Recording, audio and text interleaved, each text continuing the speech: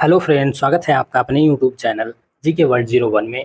इस वीडियो में हम पढ़ेंगे मोहम्मद गौरी से 20 मोस्ट इंपॉर्टेंट क्वेश्चंस पार्ट 2। इसके पहले हमने पार्ट 1 भी किया है मोहम्मद गौरी से ही, उसमें भी हमने 20 इंपॉर्टेंट क्वेश्चंस किया है। अगर आपने पार्ट 1 नहीं देखा है तो जाके चैनल की प्लेलिस्ट में देख लीजिए, मोहम्मद गौरी के नाम से प्लेलिस्ट बनी हुई है। तो चलिए शुरू करते हैं पार्ट 2 क्वेश्चन नंबर 1 से। क्वेश्चन नंबर 1, निम्नलिखित में से मध्य एशिया के किस शासक ने 1192 ईस्वी में उत्तर भारत को जीता? ऑप्शन ए, गजनी का मसूद ने। ऑप्शन बी, जलालुद्दीन मंकबरनी ने। ऑप्शन सी, सिहाबुद्दीन मोहम्मद गौरी ने। ऑप्शन डी, चंगेज खान ने। तो सही आंसर हो जाएगा आपका ऑप्शन सी, सिहाबुद्दीन मोहम्मद गौरी ने। इनमें से मध्य एशिया के शासक सिहाबुद्दीन मोहम्मद गौरी ने 1192 ईस्वी में उत्तर भारत को जीता था। 1192 ईस्वी में उसने तराइन के द्वितीय युद्ध में पृथ्वीराज चौहान को हराकर उत्तर भारत को जीता था। नेक्स्ट क्वेश्चन हो जाएगा आपका क्वेश्चन नंबर 2। पृथ्वीराज को कैद कर अजमेर में ले जाया गया, जहां उसने गौरी के अधीनस्थ कुछ वर्षों तक शासन किया। यह किसका कथन है? आपको बताना है कि यह कथन किसका है। ऑप्शन ए, अलबरूनी का। ऑप्शन बी, हसन निजामी का। ऑप्शन सी, अमीर खुसरो का। ऑप्शन डी, मिन्हाज का। तो सही आंसर हो जाएगा आपका ऑप्शन बी, हसन निजामी का। हसन निजामी ने यह कहा कि पृथ्वीराज को कैद कर अजमेर ले जाया गया, जहां उसने गौरी के अधीनस्थ कुछ वर्षों तक शासन किया था। नेक्स्ट क्वेश्चन हो जाएगा आपका क्वेश्चन नंबर 3। उत्तर भारत पर तुर्कों की विजय का एक महत्वपूर्ण पहलू नगरीय क्रांति थी। यह किसका कथन है? आपको बताना है। ऑप्शन ए, के निजामी का। ऑप्शन बी, एम हबीब का। Option C, R P Tripathi का। ऑप्शन डी, यूसुफ हुसैन का। तो सही आंसर हो जाएगा आपका ऑप्शन बी, एम हबीब का। उत्तर भारत पर तुर्कों की विजय का एक महत्वपूर्ण पहलू नगरीय क्रांति थी। यह कथन एम हबीब का है। नेक्स्ट क्वेश्चन हो जाएगा आपका क्वेश्चन नंबर 4। मोहम्मद गौरी की भारत विजय तथा नव स्थापित तुर्की सल्तनत के इतिहास का प्रत्यक्ष विवरण किस ग्रंथ से मिलता है? ऑप्शन ए, किताब उल यामिनी से। ऑप्शन बी, चर्चनामा से।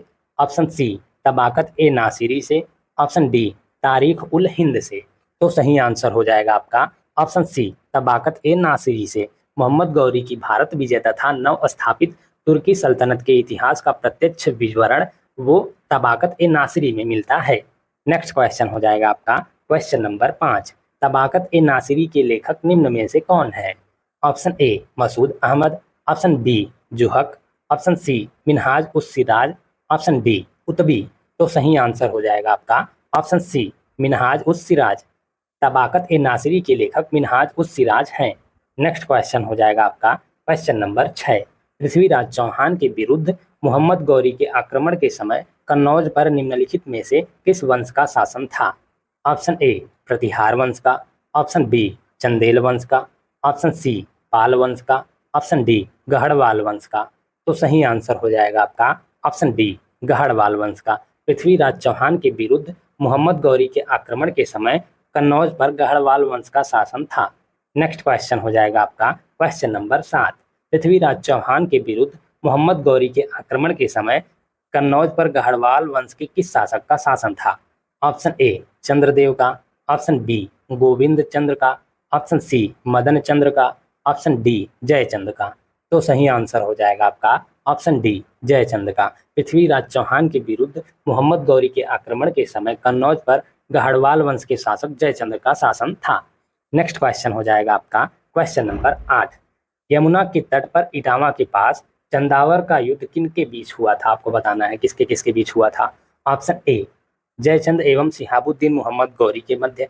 ऑप्शन बी, पृथ्वीराज चौहान एवं सिहाबुद्दीन मोहम्मद गौरी के मध्य। ऑप्शन सी, जयपाल एवं महमूद गजनवी के मध्य। ऑप्शन डी, पृथ्वीराज चौहान एवं जयचंद के मध्य। तो सही आंसर हो जाएगा आपका ऑप्शन ए, जयचंद एवं मोहम्मद गौरी के मध्य। यमुना के तट पर इटावा के पास चंदावर का युद्ध जयचंद एवं मोहम्मद गौरी के मध्य हुआ था। नेक्स्ट क्वेश्चन हो जाएगा आपका क्वेश्चन नंबर 9। मोहम्मद गौरी ने जयचंद को किस युद्ध में पराजित किया था? ऑप्शन ए, तराइन का युद्ध में। ऑप्शन बी, तराइन का युद्ध ये प्रथम द्वितीय है, ये 1192 वाला तराइन का द्वितीय युद्ध है और 1191 वाला तराइन के प्रथम युद्ध में। ऑप्शन सी, चंदावर का युद्ध जो कि 1194 ईस्वी में हुआ था। ऑप्शन डी, इनमें से कोई नहीं। तो सही आंसर हो जाएगा आपका ऑप्शन सी, चंदावर के युद्ध में मोहम्मद गौरी ने जयचंद को चंदावर के युद्ध में पराजित किया था। नेक्स्ट क्वेश्चन हो जाएगा आपका क्वेश्चन नंबर 10। गुजरात अहिलवाड़ा का युद्ध किसके बीच हुआ था? ऑप्शन ए भीमदेव सोलंकी द्वितीय एवं बख्तियार खिलजी के बीच।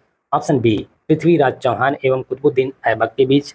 ऑप्शन सी मोहम्मद गौरी एवं यालदूज के बीच।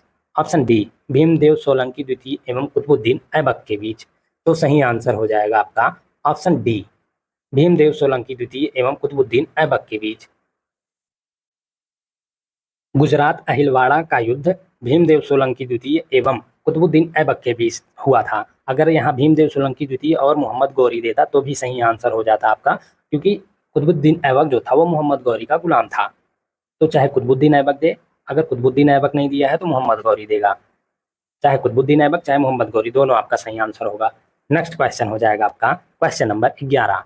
बिहार और बंगाल की विजय करने वाला तुर्की सेनापति कौन था? Option A Qutubuddin Aibak. Option B Gurka Mohammad. Option C Ikhtiyar uddin Mohammad. Option D Bakhtiyar Khilji. तो सही आंसर हो जाएगा आपका ऑप्शन डी बख्तियार खिलजी। बिहार और बंगाल की विजय करने वाला तुर्की सेनापति जो था वो बख्तियार खिलजी था। नेक्स्ट क्वेश्चन हो जाएगा आपका क्वेश्चन नंबर 12। मोहम्मद गौरी के किस दास ने बंगाल एवं बिहार पर विजय प्राप्त की? ऑप्शन ए इल्तुतमिश ने। ऑप्शन बी कुतुबुद्दीन ऐबक ने। ऑप्शन सी बख्तियार खिलजी ने। ऑप्शन डी यालदूज ने। तो सही आंसर हो जाएगा आपका ऑप्शन सी बख्तियार खिलजी ने। मोहम्मद गौरी के दास बख्तियार खिलजी ने बंगाल एवं बिहार पर विजय प्राप्त की थी। नेक्स्ट क्वेश्चन हो जाएगा आपका क्वेश्चन नंबर 13। जब बख्तियार खिलजी ने 1197 ईस्वी में बिहार पर आक्रमण किया, उस समय बिहार की राजधानी उदंतपुर थी। तो वहां का शासक कौन था आपको बताना है। Option A Induman Meeru. Option B Lakshman Sen. Option C Jaipal. Option D Madan Chandra. तो सही आंसर हो जाएगा आपका ऑप्शन ए इंदुमन मीरू। जब बख्तियार खिलजी ने 1197 ईस्वी में बिहार पर आक्रमण किया, उस समय बिहार की राजधानी उदंतपुर थी। तो वहां का शासक इंदुमन मीरू था। नेक्स्ट क्वेश्चन हो जाएगा आपका क्वेश्चन नंबर 14। जब बख्तियार खिलजी ने 1199 ईस्वी में बंगाल पर आक्रमण किया, उस समय वहां का शासक कौन था? Option A Induman Meeru. Option B Lakshman Sen. Option C Jaipal. Option D Madan Chandra. तो सही आंसर हो जाएगा आपका ऑप्शन बी लक्ष्मण सेन। जब बख्तियार खिलजी ने 1199 ईस्वी में बंगाल पर आक्रमण किया, उस समय वहां का शासक लक्ष्मण सेन था। अगर पूछेगा कि बिहार में जब आक्रमण किया था तो वहां का शासक कौन था, तो इंदुमन मीरू था। अगर पूछेगा बंगाल में तो लक्ष्मण सेन। नेक्स्ट क्वेश्चन हो जाएगा आपका क्वेश्चन नंबर 15। 1202 ईस्वी में नालंदा विश्वविद्यालय को किसने नष्ट किया था? ऑप्शन ए इख्तियारुद्दीन बिन बख्तियार खिलजी ने। ऑप्शन बी मोइजुद्दीन मोहम्मद गौरी ने। ऑप्शन सी गजनी के महमूद ने। ऑप्शन डी कुतुबुद्दीन ऐबक ने। तो सही आंसर हो जाएगा आपका ऑप्शन ए इख्तियारुद्दीन बिन बख्तियार खिलजी ने। 1202 ईस्वी में नालंदा विश्वविद्यालय को बख्तियार खिलजी ने नष्ट किया था। ये बहुत ही इंपॉर्टेंट क्वेश्चन है, सभी एग्जामों में पूछा जाता है। आप कोई भी एग्जाम उठा के देख लें तो उसमें ये क्वेश्चन जरूर होता है, बख्तियार खिलजी ने नालंदा विश्वविद्यालय को नष्ट किया था। नेक्स्ट क्वेश्चन हो जाएगा आपका क्वेश्चन नंबर 16। इस मुस्लिम शासक ने सिक्कों पर हिंदू देवी लक्ष्मी का अंकन मिलता है? ऑप्शन ए फिरोज तुगलक के। ऑप्शन बी इल्तुतमिश के। ऑप्शन सी महमूद गजनवी के। ऑप्शन डी मोहम्मद गौरी के। तो सही आंसर हो जाएगा आपका ऑप्शन डी मोहम्मद गौरी के। मुस्लिम शासक मोहम्मद गौरी के सिक्कों पर हिंदू देवी लक्ष्मी का अंकन मिलता है। नेक्स्ट क्वेश्चन हो जाएगा आपका क्वेश्चन नंबर 17। निम्नलिखित में से किसने ऐसे सिक्के जारी करने के आदेश दिए जिन पर हिंदू देवी की आकृति अंकित हो? ऑप्शन ए बाबर ने। ऑप्शन बी कुतुबुद्दीन ऐबक ने। ऑप्शन सी मोहम्मद गौरी ने। ऑप्शन डी महमूद गजनवी ने। तो सही आंसर हो जाएगा आपका ऑप्शन सी मोहम्मद गौरी ने। मोहम्मद गौरी ने ऐसे सिक्के जारी करने के आदेश दिए जिन पर हिंदू देवी की आकृति अंकित हो। नेक्स्ट क्वेश्चन हो जाएगा आपका क्वेश्चन नंबर 18। इस युद्ध में मोहम्मद गौरी ने कुतुबुद्दीन ऐबक की असाधारण वीरता से प्रभावित होकर उसे अपने भारतीय प्रदेश का सूबेदार नियुक्त किया। ऑप्शन ए तराइन का द्वितीय युद्ध में। ऑप्शन बी तराइन के प्रथम युद्ध में। ऑप्शन सी पानीपत के प्रथम युद्ध में। ऑप्शन डी चंदावर के युद्ध में। तो सही आंसर हो जाएगा आपका ऑप्शन ए तराइन के द्वितीय युद्ध में। तराइन के द्वितीय युद्ध में मोहम्मद गौरी ने कुतुबुद्दीन ऐबक की असाधारण वीरता से प्रभावित होकर उसे अपने भारतीय प्रदेश का सूबेदार नियुक्त किया। नेक्स्ट क्वेश्चन हो जाएगा आपका क्वेश्चन नंबर 19।